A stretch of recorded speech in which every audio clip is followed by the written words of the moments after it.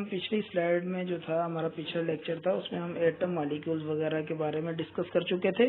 तो अब हम जो डिस्कस करेंगे वो एलिमेंट के बारे में डिस्कस करेंगे। ये एक बहुत इम्पोर्टेंट है टॉपिक होता है एलिमेंट। एलिमेंट का कॉन्सेप्ट क्लियर होना चाहिए। ये भी एक फंडामेंटल कॉन्सेप्ट है केमिस्ट्री का। तो इसमें क्या होता है कि इसकी डेफिनेशन पढ़ लेते हैं। The purest form of any substance made up of same kind of atoms is called an element. जो एलिमेंट होता है वो एक ही तरह के बहुत सारे एटम्स जो होते हैं उनसे मिलके बनता है, और वो जो चीज होती है, वो जो सब्सटेंस होता है वो हमारे पास प्योर फॉर्म में होता है।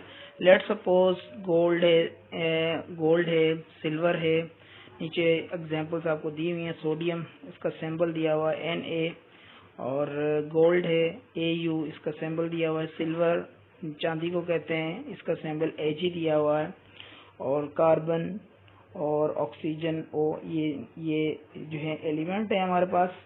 अब देखें, ये हमारे पास प्योर होते हैं, प्योर सब्सटेंस होते हैं। मतलब ये इनके अंदर अगर गोल्ड है तो वो गोल्ड के ही एटम से मिलके बनेगा, और अगर वो सिल्वर है तो वो सिल्वर के एलिमेंट से ही एटम से मिलके बनेगा।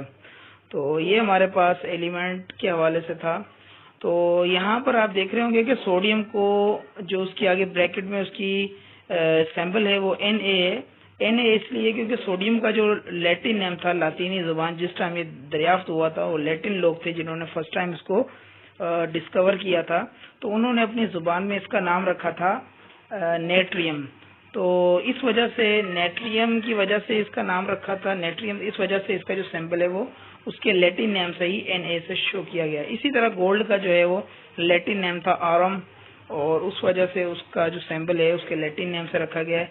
सिल्वर का जैसे सिंबल S होना चाहिए था, लेकिन ये इसका इंग्लिश नेम है, लेकिन इसको भी इसके लैटिन नेम से जो है वो Ag आर्जेंटम उससे हमने शो किया हुआ है।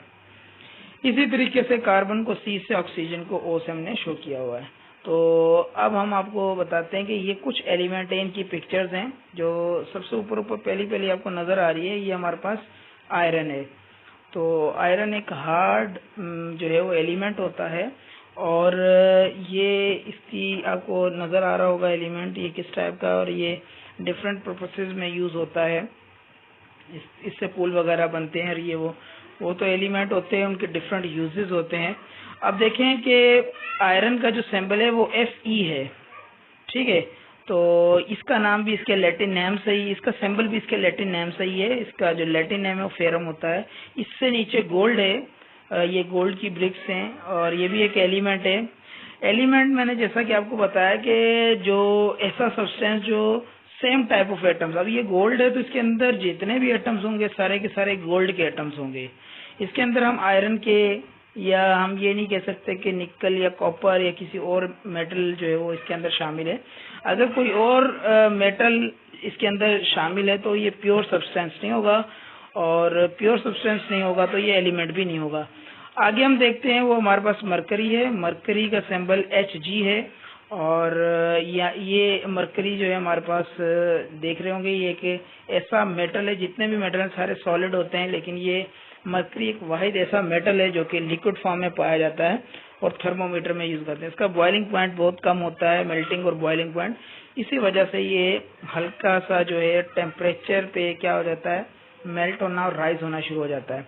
इसी तरीके से आप देखेंगे ऊपर जो है साइड पे जो है पीसीज हैं सोडियम के। सोडियम एक एलिमेंट है जिसका सिंबल है Na, और ये साल्ट वगैरह जब ये हेलोजिन के साथ जैसे क्लोरीन फिलोरीन के साथ रिएक्ट करता है तो साल्ट बनाता है। तो Cl जो है वो क्लोरीन का सिंबल है।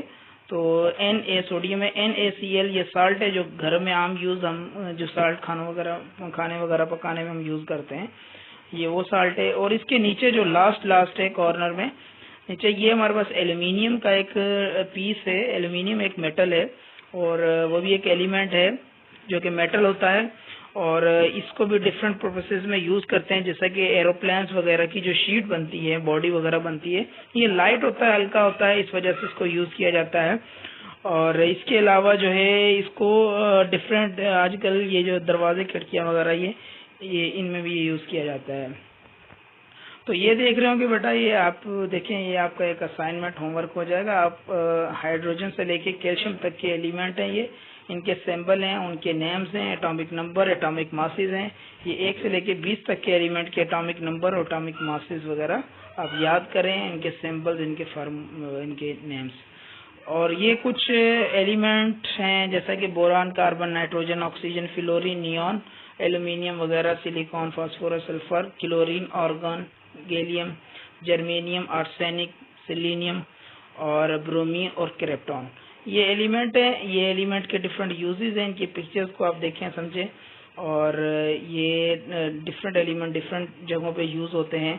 जैसा कि पीछे हम एल्यूमिनियम के बारे में भी पढ़ के आए हैं कि इसे एरोप्लेन्स की शीट्स वगैरह जो उनकी बॉडी होती है उसको बनाने में यूज होता है। फास्फोरस हमारी बोन्स के लिए अच्छा होता है, स्ट्रॉन्ग करता है। इसी तरीके से हमारे पास यहाँ पे लाइट बल्ब्स वगैरह होते हैं, उनके अंदर लाइट बल्ब्स के अंदर आर्गन गैस है, वो यूज की जाती है। सल्फर, इधर आपको एग बनाया हुआ एग के अंदर दिखाया गया कि ये सल्फर पाया जाता है कि सल्फर हमारी जो है स्किन के लिए अच्छा होता है। और इसी तरीके से हमारे पास ये जो एलईडी लाइट्स होती हैं, इन जो बनने में जो यूज होता है एलिमेंट, वो गैलियम होता है, जर्मेनियम, ये इस टाइप के जो इलेक्ट्रॉनिक्स की जो सेमीकंडक्टर वगैरह उनको बनाने में यूज होते हैं ये एलिमेंट्स। इसी तरह आपको पता है कि सिलिकॉन वगैरह जो होता है, ये जो सोलर पैनल की जो प्लेट्स होती हैं इनको बनाने में यूज होता है, लाइट को एब्सॉर्ब करता है। अच्छा, ये देखें कि ये हमारे पास क्लोरीन वगैरह डिफरेंट यूज है। फ्लोरीन का टूथपेस्ट वगैरह में यूज होती है। क्लोरीन जो होती है स्विमिंग पूल में जो किल्स जो होते हैं हमारे पास, ये जो जर्म्स वगैरह होते हैं, पैथोजेनिक जर्म्स वगैरह होते हैं, इनको किल करने के लिए इस्तेमाल करते हैं, पानी को साफ करने के लिए। अच्छा, बहरहाल और भी बहुत सारे यूज होते हैं, जैसा कि हीलियम वगैरह है, वो डिफरेंट जो है वो बैलून्स या एरोप्लेन्स के टायर में लाइट होने की वजह से, हल्की होने की वजह से भरी जाती है। और डिफरेंट एलिमेंट उनकी यूज हैं, ये कॉमन जो हमने आपको बताएं। अच्छा, ये इंट्रोडक्शन था इस हवाले से। अच्छा, अब आगे हमारे पास है कंपाउंड। कंपाउंड क्या होता है? देखें, एलिमेंट थे, एलिमेंट के बारे में हमें पता चल गया। अब हम देखते हैं कंपाउंड। जब दो या दो से ज्यादा एलिमेंट आपस में मिलते हैं, लेकिन वो किस तरह मिलते हैं? केमिकली कंबाइन होते हैं, उनके अंदर केमिकल रिएक्शन होता है और उनके नतीजे में, उनके मिलने के बाद जो नई चीज बनती है, एक न्यू सब्सटेंस बनता है, वो हमारे पास कंपाउंड कहलाता है। फॉर एग्जाम्पल, नीचे हमारे पास Fe जो है ये सैंपल है आयरन का और S है सल्फर का।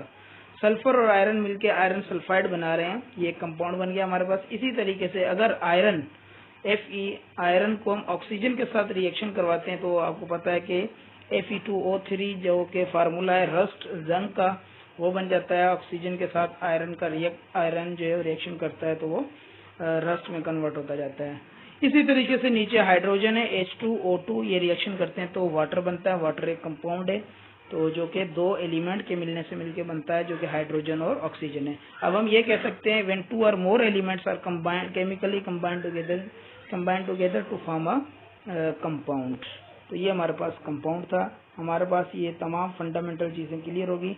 आगे इंशाल्लाह हम आप एटॉमिक नंबर, एटॉमिक मासेस वगैरह याद करें। इंशाल्लाह आगे हमारा जो केमिस्ट्री के जो फर्स्ट ईयर का चैप्टर से रिलेटेड मोल, एवोगैड्रोस और इनसे रिलेटेड प्रॉब्लम्स, और ये इंशाल्लाह अब हम हमारा जो है ना वो नेक्स्ट जो है वो शुरू होगा।